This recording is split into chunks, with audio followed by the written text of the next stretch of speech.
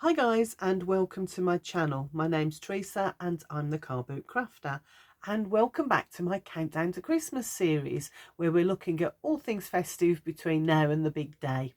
This week we're looking at clean and simple cards. Maybe not always clean, but definitely simple. So yesterday, if you watched, I made this card. Now I was thinking about how to do something on a similar theme, but make it just slightly different. So I've come up with this idea, and I'm going to bring you along. So hopefully you'll stick with me as I go through all the steps in making this. I haven't given it a go yet, so fingers crossed it all works out. So again, same as yesterday, I'm using the same card and the red, so I'll be matting and layering onto that. But to start off with my base card, I'm just buffing it up to this is my best bargain ever. This was £3 at a car boot, and it is the best cutter I own. The only drawback with it, it's only in centimetres, and I keep thinking I'm going to glue some inches on there but never get round to it. Anyway, so I'm just going to butt my card up, bring that over and line it up. Then I don't have to worry about this edge, just lining up these two edges here. So I'm doing that. Let's grab my bone folder, and starting in the middle, I mean, this is a really nice thick card. It stands all by itself. There's no buckling or, you know, weakness in it whatsoever. So there's that. So that's my main card. Now to do my matting. So this, when I've folded it, is just over 14.5 centimetres. So all my measurements today will be in centimetres. If you want it in inches, they were on yesterday's video. So 14.5. So I'm going to take that down to just over 13.5. So let's go a little bit. So that's 13. So 5, 6, 7, 8. Cut that. And then this one is dead on 21. So I'm going to take that to 20 centimetres. That gives me half a centimetre border all the way around the outside of the card, which is actually a little bit more than yesterday's card. But if you want it in inches, I'll put it in the description box below. So that's that one. So let's get the other piece. So that's 14.5 by 20. So I want this one to be just under 14. So I'm going to 13 and 1, 2, 3, 8 again. There. I'm going to pop that to one side. And then this was 20, so I'm going to take it to 19 and have some bigger borders on this one, I think, than we did on yesterday's. Oh, hold on, what have I done wrong? So, right, okay, I should have gone to 12 and 8, shouldn't I? Is that right? 12 and 8? Let me just double check. That's 14, that's 11 and 13 and 8, so yeah, 12 and 8. Yeah. Let's just double check that mat and lays on there. Yep, perfect. Okay, so I can get rid of my trimmer, and I'm going to bring back in my stamping doodah and my stamp, because I want to have a similar look to yesterday's, but I'm going to recess things, I think, this time. So let's get my stamp off, ready, and I'm going to pop my, I mean, obviously you can do this freehand if you haven't got one of these, but I've recently treated myself to this, so I'm going to use it. So I want my stamp round about there, and that gives me space there for the ribbon. So I want it there. I might bring it down. Actually, this piece isn't as big, so I'll bring it down just ever so slightly. There we go, that'll do, I think. And I'm just lining up to make sure that that's straight. And where did I put my archive link? I am such a messy crafter, it is just horrendous. But here we go. So I've got my archive link because I really like the archival, because it doesn't smudge or bleed as much as some of the others. So just pressing that down and making sure that all of that stamp has contact with the card. There we go. Right, so I can take that off and put it back. This has been, it was one of the first stamps I ever bought, stamp sets I ever bought from Create and Craft, long time ago. And it has been so useful. And the thing is, you never know when you buy something, how much you're going to use it, do you? Sometimes you buy things thinking I'll use that absolutely tons, and then when it comes to it, you don't actually use it at all. I've certainly done that in the past. Right, I'm going to bring in my die cut machine, and as you can see from the plates, it's very well loved. This was I inherited this from a very close friend of mine when she passed away, so I try to use this as much as possible excuse me, in her memory. So this is the this is the same size as the circles I cut yesterday, so I'm just going to use that circle to decide where I want to position my bauble. So I'm going to position it there, and then I'm going to remove that, and I think that's about the right place. Let's pop on the top, check it hasn't moved, and take it back through. If you haven't got one of these, obviously you can hand cut, or you can, you know, simply draw round a circle or something that you've got that's round, and then cut it out using the SAR method. Or I could have used my punch. I didn't use it because I wanted it further from the bottom, but I could have. Oh well, never mind, there we go. And with this one you get that little bit of a border, and I get a really nice circle for using later on as well. So pop that to one side, take that out, pop that back in. So this is, as I say, this is the first time I've tried this idea, so do bear with me if I am faffing about a bit. Right, okay, so what I want to do is to layer it on there, but I want to rise it up a little bit. So now I'm hoping I've got some dimensions, but I think I've only got, oh, I've got those ones. I really do have to pop along to Poundland and buy some more. Got loads of the tiny ones, but I'll be here all day if I use those, won't I? So I use these ones for now. There's not an awful lot. I would have preferred something a little bit deeper than those, but I don't think I've got any of my usual ones left. Let me have a quick look. Oh, I know what I could use. I could use some foam. This is a little bit deeper than that, yeah, a little bit deep. So I'm going to use some foam which I can cut down. So let me just, if I move that out the way, I don't want to get any sticky on it.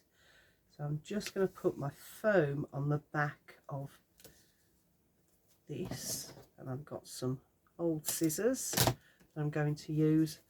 I'm going to hope that I don't get lots of gunk over it, like I have with some of my other ones, but unfortunately that's the issue when you're using some of this foam, whether it's the cheaper foam or whether it's the more expensive one. I do find that there's a lot of gunk on your scissors when you are finished.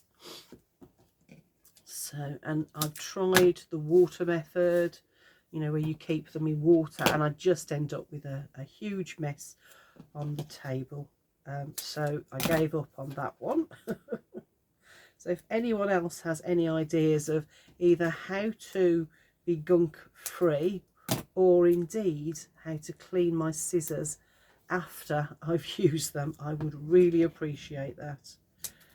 So I'm just going to put a little bit on this corner just to raise and support that, and I wonder if I could do a thin piece to go along that bottom there. So let's see if I can cut this down. Ooh, yeah, see, it's starting to grab and stick. So there we go, and I'll just pop that in the middle just for an extra bit of support. Okay. Ooh, I'm thinking I need a little bit there, so let me cut a little bit and see if I can cut it down really thin.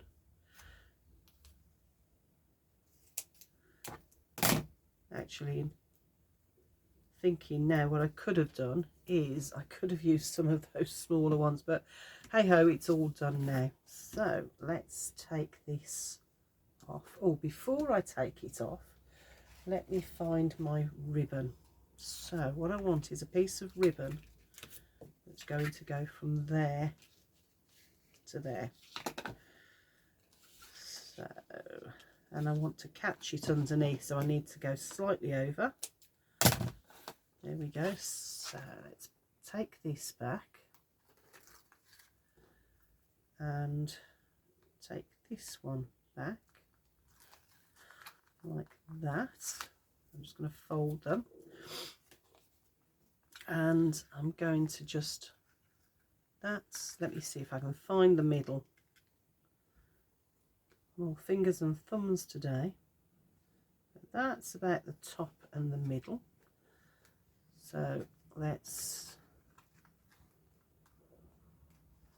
fold that over and catch it in there, and then pull that one like that as straight as I can. I'm having to do it this way around so that I can see what I'm doing, and fold that back. Okay, now what I'm going to do before I actually stick it down on there, I'm going to draw a circle. I'm trying it this way, but it might not work, so I might have to come back. So I'm just lining that up.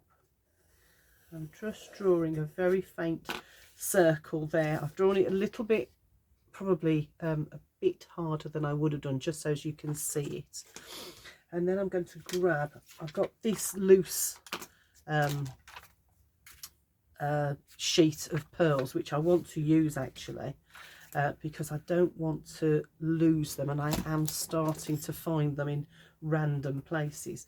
So using my circle as a guide, I'm just going to start lifting off and placing these randomly on the card. So it's not easy to be random, and I've got 3 different sizes, so I want to use all 3 sizes. So let's just see how this works out. Oh, they don't want to come off, do they? So I'm not going right up to the edge, because I just want to give a little bit of wiggle room when I put the other piece back on. So there's some more. I'm trying to use up some of my pearls as well, just because I seem to have accumulated so many of them over the years. Same with my ribbons. I'm going to start looking at my ribbons and maybe declutter them, because I have just, when I go out, I always seem to find lots of ribbons, and you know, the crafter in me goes, buy them, you haven't got that colour, you haven't got that width, you haven't got, you know, whatever bits with glitter on. So I end up buying oodles of ribbon, and then I don't use them that much in my crafting, which is a shame, and perhaps I should look at that, maybe use them a bit more. still, I'm sure I've got far more than I would ever use in my crafting or anything else. So I'm going to have a bit of a de-stash on that, I think. So that's going to take me quite a while to sit down. I mean, my craft room it's a nice size craft room, but it's just jam-packed. So what I might do is just take things out and into the bedroom, lay them all on the bed, and then try and sort them out there. I have got these ones as well, so there's some much smaller ones, so I think I'm going to use some of those as well on there. They're the same colour, but they are smaller than these. Let's just take, sorry, I am crinkling the bag and all of that, so I'm really sorry if that sets your teeth on edge or anything like that. So we've got all of those tiny little ones there, so I'm going to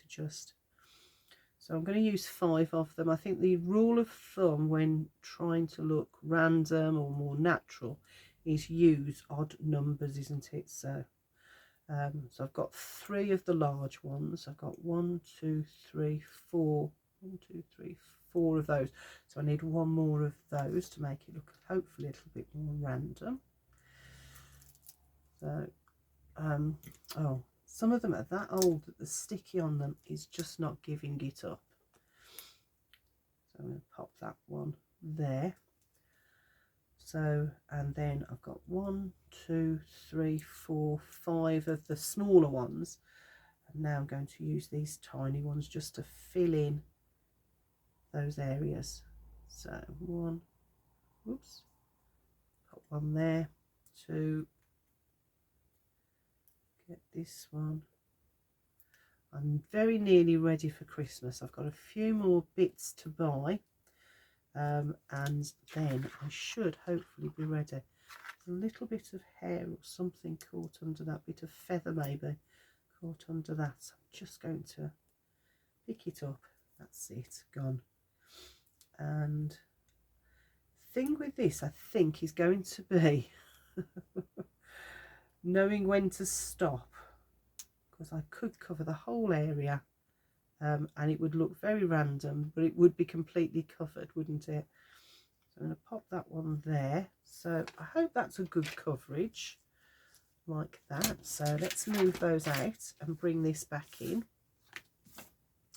I'm going to use the rubber on the end to just rub that circle off.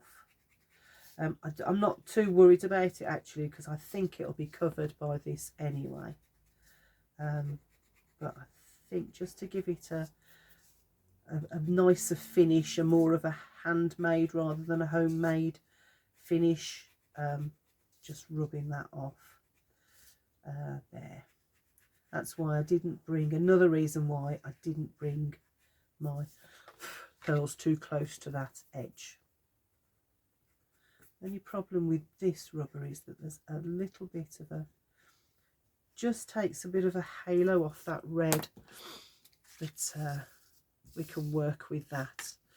Okay, so let's take this off, and this is then going to be the big reveal, so just hoping it works out. In my head, you know, a lot of the time you sit down, you think in my head it works, but then when you actually sit down and do something, you get halfway through and you think that's just not working. So I've got my fingers crossed that this is going to work.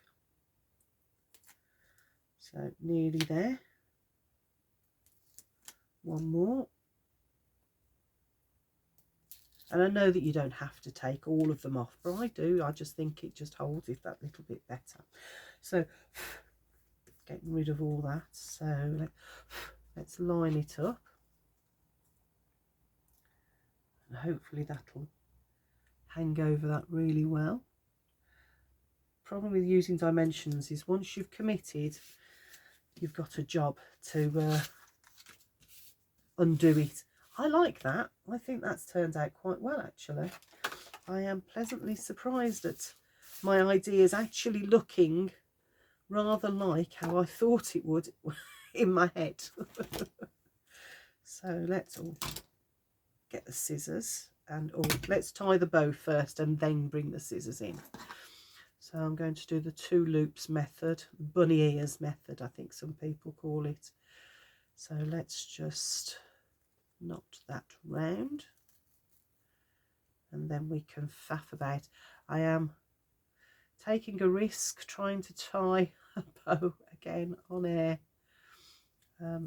Doesn't always work out for me. I think the idea is start small and then as you pull it, it will grow. So there we go. So I want to pull that one in a little bit more, that one a little bit more, and then pull it tight. That's still a little bit bigger than I wanted. There, I could be here for hours faffing, couldn't I? Let me just do a bow and then I have. The only problem with this is I don't know. Let me just, I'll do it first and then I'll have a look and see how it will go through the post, or if it will go through the post. And obviously that's going to be dependent on how big your pearls or bling or whatever you're using is. Right. Oh, typical, I found my Poundland ones, but never mind. Right, let me grab a glue dot. Again, I'm going to just fold this one over because this ribbon is quite thin. I mean, you could use a thicker ribbon, but I do like this silver with these colours. So there's my glue dot, and decide which is the front. I think that's the back. So pop that on there, and this glue dot, you've got a minute or two. Oops, got a minute or two, and then once it's down and you've left it for a few minutes, it is pretty solid. So I'm just going to push that down on there like that. Pull those loops. I'm going to cut that a little bit at an angle. Okay, so that's the top of my card done. Let's bring my base back in, and I'm going to glue it down, and then we can see how it looks. So just all the way around the outside. Love these bottles. I picked them up from eBay, and they are so good for not just saving on the glue, but actually making sure I don't put great big dollops of glue on that then ooze out and spoil the project. So really good, and for very delicate work as well, you know, small things. So yep, got that the right way. So let's line that up. The nice thing about glue is you've got some wiggle room, isn't it? So there we go. So that is my finished card, which I think I like both of them actually. I think they've both worked out really well. I'm really pleased with those two, and very clean, very simple and easy cards. You don't need very much in terms of materials. I could have used my punch on that side again, but I chose to use my dies, but easily to hand cut circles and what have you to make those. So all you need is a few pearls, a bit of ribbon, a nice stamp or sentiment, and there you go. So I hope you liked that, and I'm going to finish this one in the same way as I finished this one. I'm going to get some copy paper and use my wooden stamp and just stamp a sentiment in there. So I hope you like both of those. Tell me which one you prefer. I'm not sure which one I prefer over the other, so let me know which one you like. Anyway, I'll see you next week. Bye for now.